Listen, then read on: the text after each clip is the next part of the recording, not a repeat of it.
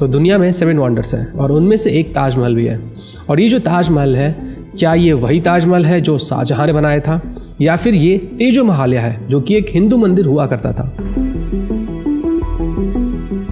मेरे पास कुछ फैक्ट्स हैं जिनको जानने के बाद आप ये डिसाइड कर पाओगे कि ये तेजो महालया था या फिर ये ताजमहल है जो कि शाहजहां ने बनाया था। So according to textbooks, बचपन से हमें ये पढ़ाया गया कि ये जो ताजमहल है उसको बनाया गया था शाहजहां के द्वारा अपनी बेगम मुमताज के लिए। मुमताज ने शाहजहां को कहा कि तुम एक ऐसी इमारत बनाओ जो कि दुनिया में कहीं नहीं है और वो इस दुनिया की सबसे खूबसूरत इमारत होनी चाहिए। और फिर जब मुमताज की डेथ हो गई तब शाहजहां ने इसका कंस्ट्रक्शन शुरू करवाया। अगर आप किसी चीज को बना रहे हो जो कि वो इंसान देख ही नहीं पाएगा जिसके लिए आप वो बना रहे हो, तो फिर उसको बनाने का क्या फायदा। खैर छोड़िए, अगर पूरी दुनिया में भी सर्च किया जाए तो एक भी ऐसा दस्तावेज नहीं मिलेगा जिसमें ये वर्णन किया गया हो कि ताजमहल को शाहजहां ने किस तरीके से बनाया। ना ही शाहजहां को ऐसा डॉक्यूमेंट छोड़कर गया जिसमें कि ये बताया गया हो कि ताजमहल का जो कंस्ट्रक्शन है वो कैसे हुआ, कौन सा मार्बल कहाँ से कितने रेट पे लाया गया, कब लाया गया। इन सब चीजों का तो कहीं पे डॉक्यूमेंटेशन ही नहीं है। सब कुछ सुनी सुनाई बातें हैं। अगर ताजमहल को सच में शाहजहां ने बनाया था तो उस पर जो खर्च किए गए पैसे थे उसका ब्यौरा कहाँ है, ये चीज़ मैं आपको आगे डिटेल में बताऊंगा। मुझे पता है कि आपके मन में क्या सवाल आ रहे होंगे। इन सब का तेजो महालया से क्या लेना देना है?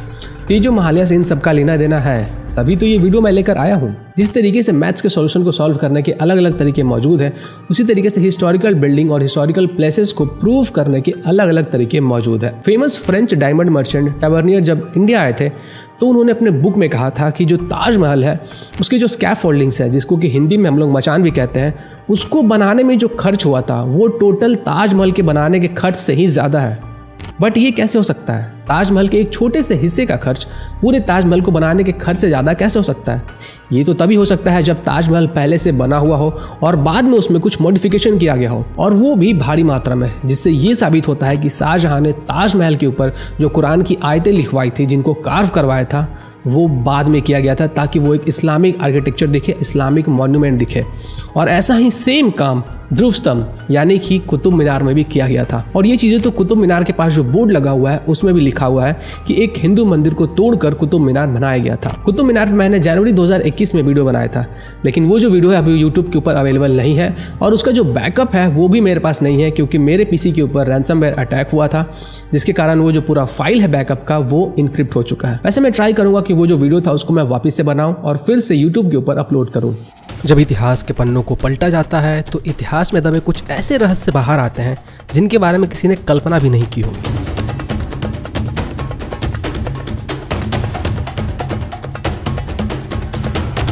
नूरुल हसन इस्लामिक समय का एक बहुत ही ज़्यादा फेमस ऑथर था और उसने अपने एक किताब में लिखा था, मुमताज को दफनाने के लिए एक हिंदू मंदिर को हथियाया गया। जिसका मतलब है कि शाहजहां ने ताजमहल को नहीं बनाया और ताजमहल को सिर्फ कन्वर्ट किया गया इस्लामिक स्ट्रक्चर में, उसको मॉडिफाई करके। और यही सेम चीज़ ध्रुव स्तंभ के साथ भी हुआ था, जिसको बाद में कुतुब मीनार बना दिया गया। और ये मैंने आपको फर्स्ट पॉइंट में ही बताया था कि ताजमहल के किसी एक हिस्से को बनाने का खर्च पूरे ताजमहल को बनाने के खर्च से ज़्यादा कैसे हो सकता है? ये तो तभी हो सकता है जब ताजमहल पहले से बना हुआ हो और बाद में उसमें मॉडिफिकेशन किया गया हो, जो कि ये था कि ताजमहल पहले से कंस्ट्रक्टेड था और उसके मचानों के ऊपर शाहजहां ने कुरान की आयतें लिखवाई ताकि वो एक इस्लामिक स्ट्रक्चर दिख सके। कुछ और भी मेरे पास फैक्ट्स हैं जो ये डिनोट करते हैं कि ये एक हिंदू मंदिर हुआ करता था। हिटलर ने एक बहुत ही फेमस लाइन कहा था, अगर तुम झूठ को 100 बार बोलोगे तो वो झूठ भी सच लगने लगता है।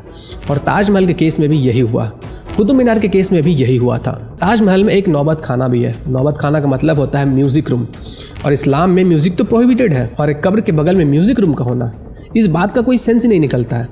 एक तो म्यूजिक इस्लाम में हराम है, ऊपर से कब्र के पास में म्यूजिक रूम होना। अगर आप अलग अलग मंदिरों में गए होंगे तो आपने देखा होगा कि वहाँ पे म्यूजिक रूम बनाए गए होते हैं ताकि वहाँ पे भजन कीर्तन आसानी से हो सके।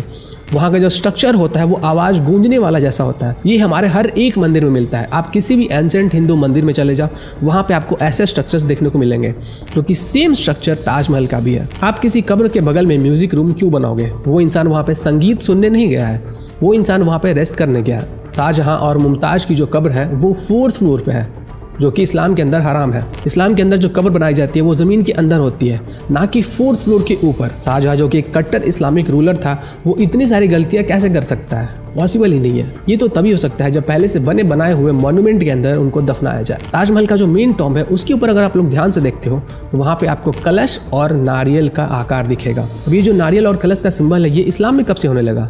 इस्लाम में तो चांद और स्टार का सिंबल होता है, तो ये नारियल और कलश कहाँ से आ गया, और वो भी टॉम्ब के टॉप पे। इस तरीके के जो आकार होते हैं वो तो हमारे हिंदू मंदिरों में हुआ करते हैं, तो फिर ये ताजमहल के ऊपर में क्या कर रहा है। ताजमहल के जो प्रेमिसेस है उसके कॉरिडोर्स को अगर चेक किया जाए तो वहाँ पे जो कॉरिडोर्स आपको बने हुए दिख रहा है ये वैदिक स्टाइल कॉरिडोर्स है जो कि एंशिएंट हिंदू टेम्पल्स में हुआ करते हैं। अगर ताजमहल के एंट्रेंस को सही से चेक किया जाए तो वहाँ पे आपको लोटस का सिंबल मिलेगा। लोटस का जो सिंबल है उसके साथ साथ हर जगह पे आपको फ्लोरल डिजाइन देखने को मिलेंगे, और ये जो फ्लोरल डिजाइन है यहाँ पे आपको सर्प का आकार भी बना हुआ दिखेगा।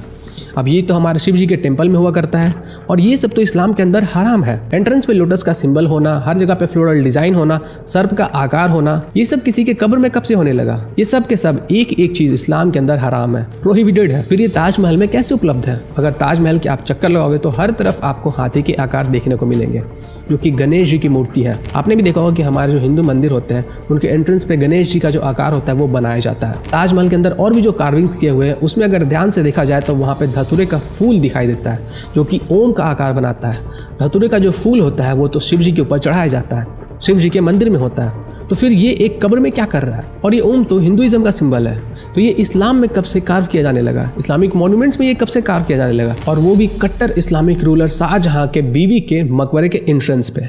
ऐसा कैसे पॉसिबल है। और आयरनी तो तब हो जाती है जब इन सब चीज़ों को जस्टिफाई भी किया जाता है।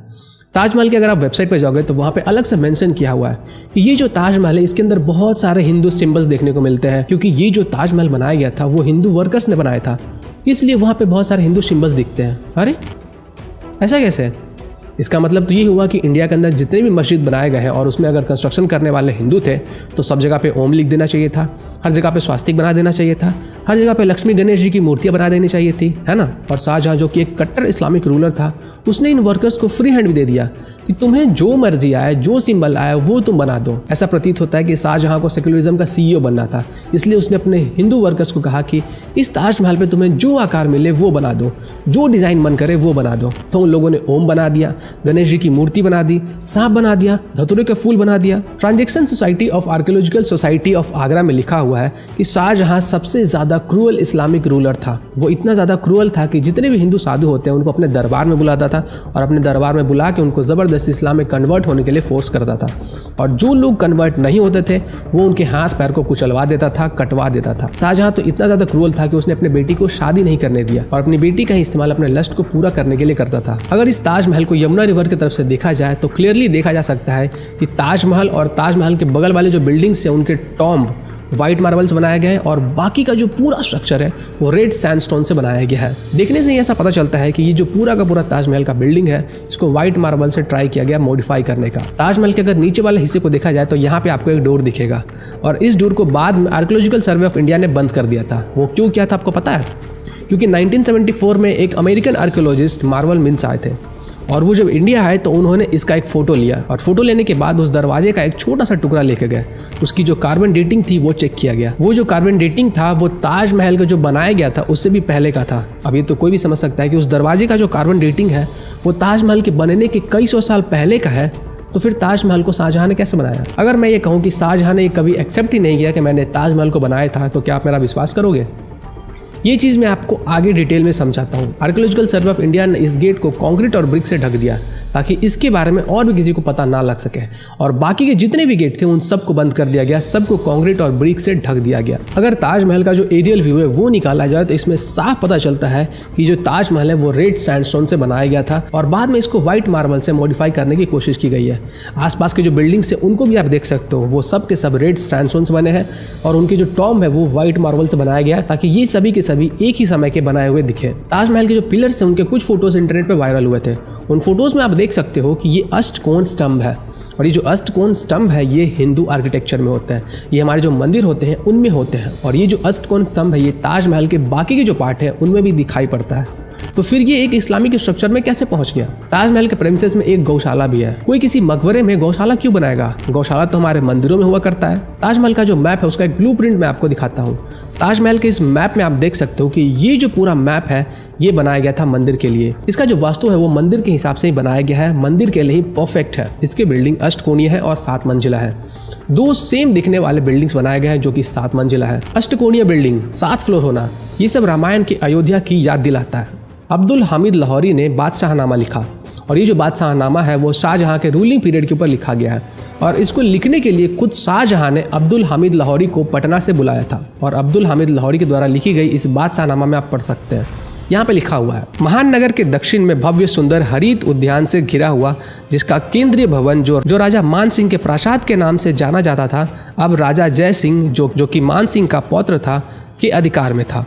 बेगम को दफनाने के लिए जो स्वर्ग जा चुकी थी चुना गया। हिंदी में प्रासाद का मतलब होता है देव मंदिर या देवालय। मतलब कि मुमताज को दफनाने के लिए राजा मान सिंह ने जो मंदिर बनवाया था, जिसका कि कंट्रोल फिलहाल राजा जय सिंह के पास है, उसको चुना गया। और अगर आप बीकानेर के डॉक्यूमेंट्स को खंगालते हैं तो वहाँ पर भी इन सब के बारे में डिटेल में लिखा हुआ है। ये सब स्पष्ट रूप से क्लियरली कहाँ पे लिखा हुआ है, बादशाहनामा में। और बादशाहनामा को लिखवाने वाला कोई और नहीं, खुद शाहजहां था। और इन डॉक्यूमेंट्स का कुछ पार्ट जयपुर के जो रॉयल फैमिली के दिया कुमारी जी है उनके पास भी अवेलेबल है, उन्होंने प्रेस को बताया भी। अब यहाँ पे सबसे बड़ा सवाल ये उठता है कि राजा जय सिंह ने खुद इसको शाहजहां को दिया या फिर शाहजहां ने ये जय सिंह से छीन लिया। इसी बादशाहनामा में आगे बताया जाता है कि उस देव महल में एक बहुत बड़ा सा गुंबद है जिसके नीचे मुमताज को दफनाया गया शाहजहां के आदेश अनुसार। शाहजहां ने ये जो पैसे खर्च किए तेजो महालय के मॉडिफिकेशन में उसे ताजमहल बनाने के लिए, इन सबसे औरंगजेब बहुत ज्यादा परेशान हो चुका था। और ऐसा नहीं था कि शाहजहां ने ये पहली बार किया था, शाहजहां ने कई बार बहुत सारे ऐसे मॉन्यूमेंट्स थे, बहुत सारे ऐसे बिल्डिंग्स थे जिन पे खर्च करके उसको इस्लामिक स्ट्रक्चर बनाया। और इसी कारण से औरंगजेब ने अपने बाप शाहजहां को ही बंदी बना लिया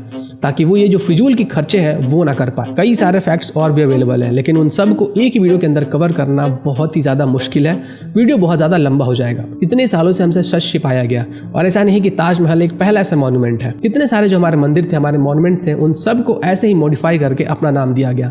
जैसे बाबरी मस्जिद को किया गया ज्ञानवापी मॉस्क, जिसका अभी चल रहा है कोर्ट में केस। फिर चाहे आप ध्रुव स्तंभ और कुतुब मीनार की बात कर लो, ऐसे न जाने कितने सारे हमारे बिल्डिंग्स, न जाने कितने सारे हमारे मॉन्यूमेंट्स थे, मंदिर थे, जिनको कि इस्लामिक रूलर्स ने मॉडिफाई करके इस्लामिक स्ट्रक्चर का रूप दे दिया। और जिनको वो लोग मॉडिफाई ना कर सके उनको उन लोगों ने तोड़ दिया। फॉर एग्जाम्पल कश्मीर का मारतंड सन टेम्पल या फिर अयोध्या का मंदिर। तो इस तरीके से भारत के अंदर उन्होंने इस्लाम का विस्तार किया। अब कुछ क्वेश्चन मैं आपके सामने रखना चाहूंगा और उनके आंसर्स भी दूंगा। इतने प्रूफ से हम लोग प्रूव नहीं कर सकते हैं कि ये एक हिंदू मंदिर हुआ करता था। तो इसका जवाब ये है कि अभी तक इन चीज़ों को खोजा ही नहीं गया है। इतने सारे कमरे जो ताजमहल के अंदर बंद है, इतने सारे जो बेसमेंट जिनको कंक्रीट से बंद कर दिया गया है, जब तक उनका सर्वे नहीं होगा तब तक चीज़ें सामने नहीं आएंगी, क्योंकि अभी तक तो कुछ खोजा ही नहीं गया है। ये तो हम लोग सिर्फ बाहर से चीज़ों को जो देख पा रहे हैं उनके बेसिस पे आपको फैक्ट दिखा रहे हैं। दूसरा प्रश्न ये आ रहा हो कि जब शाहजहां ने इस मंदिर को मकबरे में तब्दील किया तो उसने बाकी सारे जो सिंबल्स थे हिंदू के वो क्यों नहीं हटाए? जो गणेश जी का सिंबल था, जो टॉम्ब के ऊपर कलश का सिंबल है, वो सब क्यों नहीं हटाया? तो इसका आंसर ये है कि शाहजहां ने कभी भी एक्सेप्ट ही नहीं किया कि उसने ताजमहल बनाया है। उसने खुद अपने बादशाहनामे में लिखवाया कि मैंने ये जो देवालय लिया था वो लिया था राजा जय सिंह से, जो कि राजा मान सिंह का हुआ करता था। जब शाहजहां ने ये कभी एक्सेप्ट ही नहीं किया कि उसने ताजमहल को बनाया है, तो ये अफवाह किसने फैलाया कि ताजमहल को शाहजहां ने बनाया है? ये अफवाह फैलाया गया था शाहजहां के सैनिकों के द्वारा, ताकि शाहजहां ने जितने भी कुकर्म किए हैं उन सबको ढका जाए और शाहजहां को ऐसा दिखाया जाए कि वो एक बहुत बड़ा प्रेमी था, अपने बीबी से बहुत ज़्यादा प्रेम करता था और उसकी याद में उसने ताजमहल बनाया। आप खुद सोच कर देखिए, अगर दुनिया को ये पता चलता कि शाहजहां अपनी बेटी को यूज़ करता था अपने लस्ट को पूरा करने के लिए, तो क्या सोचेगी दुनिया उनके बारे में? और इन्हीं सब चीज़ों को छिपाने के लिए ये सब अफवाह फैलाए गए कि शाहजहां एक बहुत बड़ा प्रेमी था, अपने प्रेमिका की याद में उसने इतना सुंदर मॉन्यूमेंट बना दिया जो कि 7 वंडर्स में से एक है। अगर आप लोग हमें ऐसे ही रिसर्च करने में मदद करना चाहते हो तो हमें फाइनेंशियली सपोर्ट कर सकते हो, जो डिटेल्स आपको डिस्क्रिप्शन और पिन कमेंट में मिल जाएंगे।